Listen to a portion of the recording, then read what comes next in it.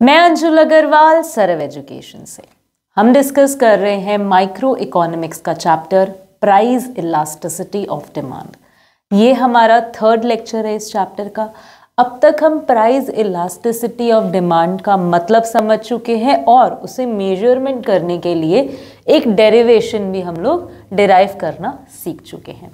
तो आज के लेक्चर में बेसिकली हम लोग बात करने वाले हैं डिमांड के स्लोप और इलास्टिसिटी के रिलेशन की। देखो, वैसे तो हम डिमांड का स्लोप लास्ट लेक्चर में समझ चुके, पर एक क्विक रिवीजन लेते हैं। जो हमारा ग्राफ होता है, ठीक है, यहाँ पर हमारे पास वाई एक्सिस पे प्राइस है और एक्स एक्सिस पे क्वांटिटी है, राइट। और हमारा डिमांड कर्व कैसा दिख रहा है? कुछ इस तरीके से दिख रहा है। अब जब हम इस कर्व के स्लोप, ये जो लाइन है इसे स्लोप बोला जा रहा है, इसके वैल्यू को फाइंड करते थे तो हम क्या बात करते थे कि हम क्या फाइंड कर रहे हैं? चेंज कितना आ रहा है प्राइस में और उसके रिलेशन में कितना चेंज आ रहा है क्वांटिटी। फॉर एग्जाम्पल, अगर पहले मेरा प्राइस है 10 रुपीज और मेरी क्वांटिटी डिमांडेड उसके रिलेशन में कितनी है? 20 क्वांटिटी डिमांडेड। अब मेरा प्राइस बढ़ के कितना हो गया है? 20 रुपीज और मेरी क्वांटिटी डिमांडेड क्या कर गई है? डिक्रीज कर गई है, अब हो गई है 10 यूनिट्स। तो मैं क्या बोल रही हूँ कि मेरा जब मैं स्लोप की वैल्यू फाइंड करूंगी तो मैं कैसे फाइंड करूंगी? Change in price and change in quantity.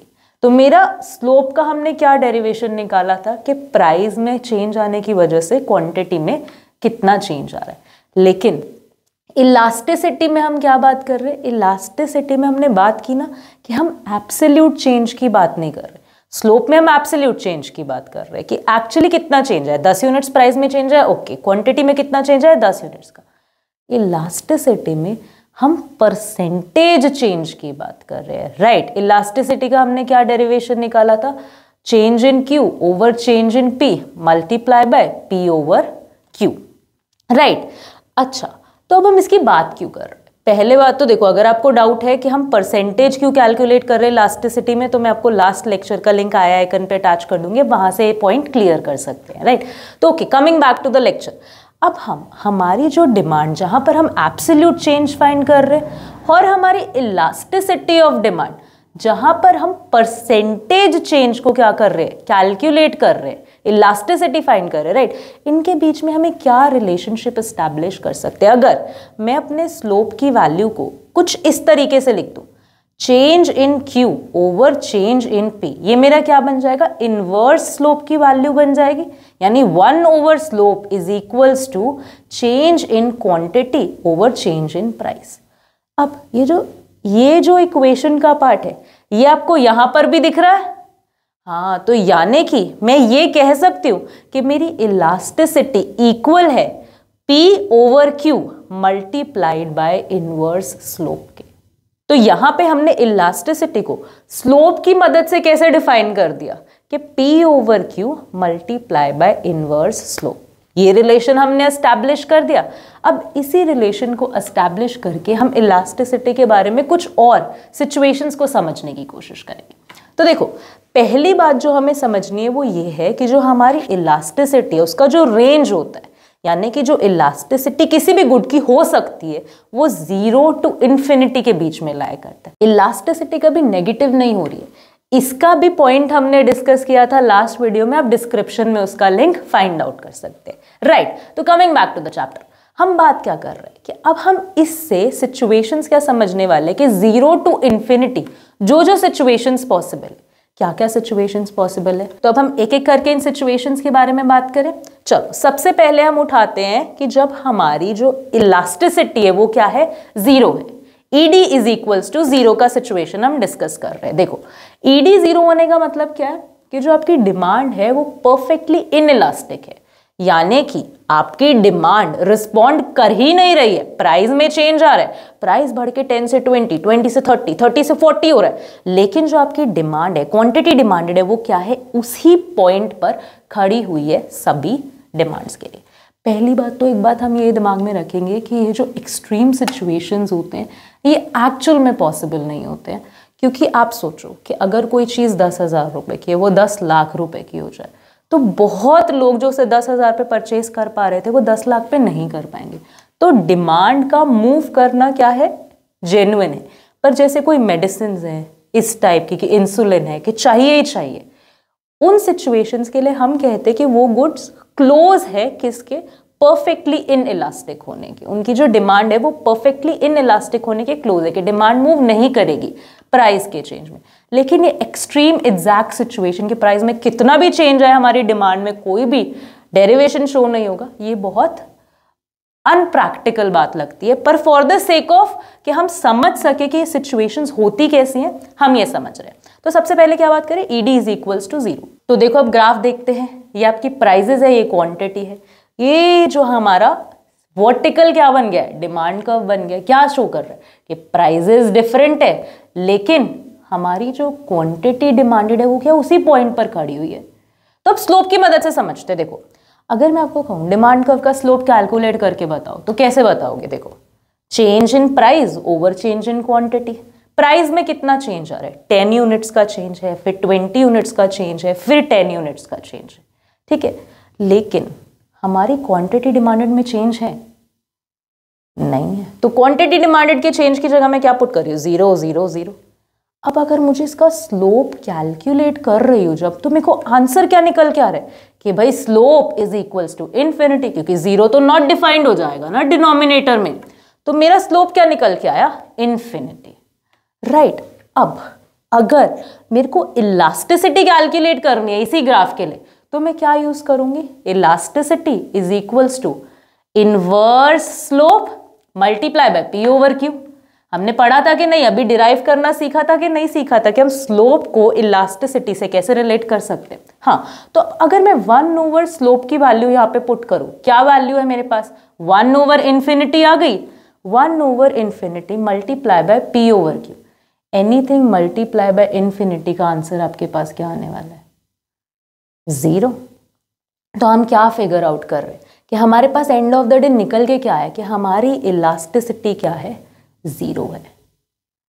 हाँ समझे समझे समझे कि हमारी प्राइस में कुछ भी चेंज आए हमारा रिस्पॉन्सिवनेस क्या है, 0 है। ये एक एक्सट्रीम सिचुएशन है जहां पर हमारी जो डिमांड है वो परफेक्टली इन इलास्टिक है। बिल्कुल हम समझ पाए कि अगर हमारी ईडी 0 होती है तो उसका क्या मतलब है, और हमने उसको डिमांड कर्व की मदद से एस्टैब्लिश भी करने की कोशिश की है ना। चलो अब अगला सिचुएशन उठाते हैं, अगर हमारी ईडी इन्फिनिटी है तो क्या समझ रहे हैं हम, अभी तक इलास्टिसिटी को समझे है ना। अगर हम बोल रहे हैं कि इन्फिनिटी है यार, तो हम क्या समझ रहे हैं कि जो हमारी क्वांटिटी डिमांडेड है वो बहुत ज्यादा रिस्पॉन्सिव है। प्राइस में कुछ चेंज या ना चेंज होने की वजह से भी हमारी जो डिमांड है वो क्या कर रही है, बहुत ज्यादा मूवमेंट दिखा रही है। इस सिचुएशन को बोलते हैं परफेक्टली इलास्टिक। क्या बोलते हैं, परफेक्टली इलास्टिक, राइट। इसको भी डिराइव करने की कोशिश करते हैं। ये हमारा ग्राफ है, ये प्राइजेस है, ये क्वांटिटी है। अब प्राइस में क्या कर रही हूँ, सेम ही रख रही हूँ, फिर भी मेरी क्वांटिटी डिमांडेड क्या है, कभी 10 हो रही है, कभी 20 हो रही है, कभी 30 हो रही है, कभी 10 हो रही है, 20 हो रही है, 30 हो रही है।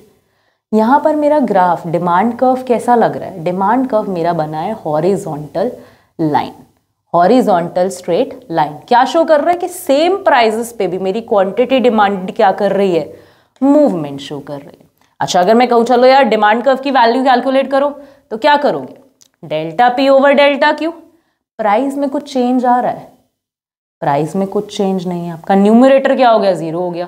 डिनोमिनेटर में चेंजेस आ रहे हैं, मान लेते हैं 10 10 का चेंज आ रहा है, तो 10 10 10, ठीक है, राइट।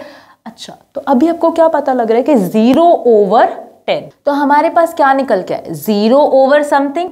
अब ये किसके इक्वल होगा, 0 के इक्वल होगा। यानी कि हमें क्या पता लगा कि जब भी हमारी, ये तो मैथमेटिकल एक्सप्रेशन है कि जो भी हमारा न्यूमरेटर अगर 0 हो जाएगा तो हमारे पास क्या आ जाएगा, जो आंसर है वो भी 0 हो जाएगा। तो हमारे पास निकल के आया कि डिमांड कर्व का जो स्लोप है वो 0 है। अब मैं क्या कर रही हूँ, इसी को उठा के फिर इलास्टिसिटी कैलकुलेट करूंगी। इलास्टिसिटी का क्या फॉर्मूला है, 1 over slope into P over Q, ठीक है।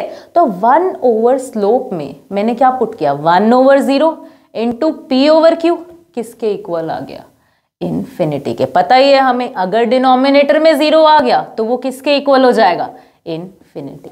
तो हमने डिराइव किया कि इलास्टिसिटी इन्फिनिटी आ रही है। इसका मतलब भी समझा, इन्फिनिटी मतलब कि आपकी जो डिमांड है, क्वांटिटी डिमांडेड है, वो बहुत ज्यादा क्या है, वॉलेटाइल है, प्राइस में चेंज कम या ना आने की वजह से भी वो क्या कर रही है, बहुत ज्यादा मूवमेंट शो कर रही है, उसको हम क्या बोल रहे हैं, परफेक्टली इलास्टिक डिमांड। बिल्कुल हमें इतनी बात समझ आ गई। हमने दो extreme situations, extreme ends discuss कर लिए हैं।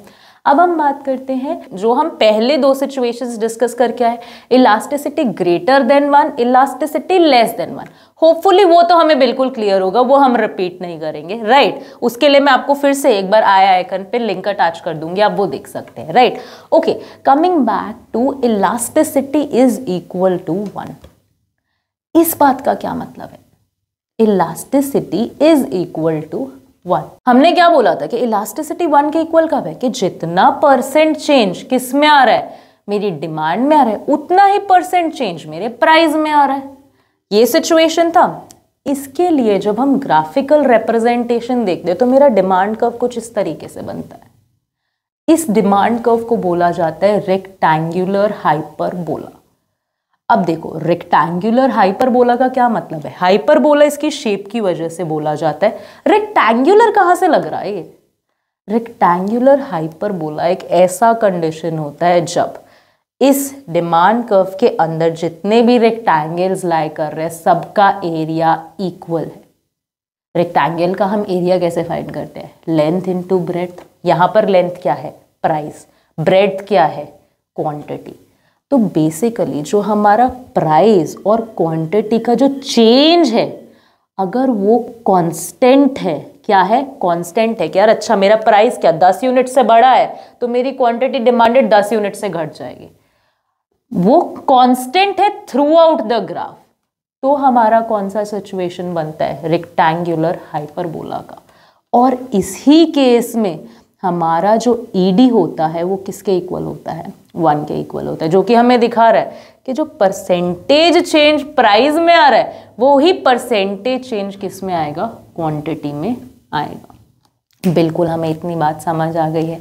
यही थे हमारे पास 3 ग्राफिकल सिचुएशंस हमारे सिलेबस के अकॉर्डिंग जो हमें डिस्कस करने थे। एक, जहां पर आपकी डिमांड कोई मूवमेंट शो नहीं कर रही है, परफेक्टली इन इलास्टिक है, ED इज इक्वल्स टू 0। और हमने कौन सा सिचुएशन डिस्कस किया, रेक्टेंगुलर हाइपरबोला का, जहां पर जो भी ग्राफ के अंदर रेक्टेंगल्स है उनका एरिया क्या होगा, सेम होगा।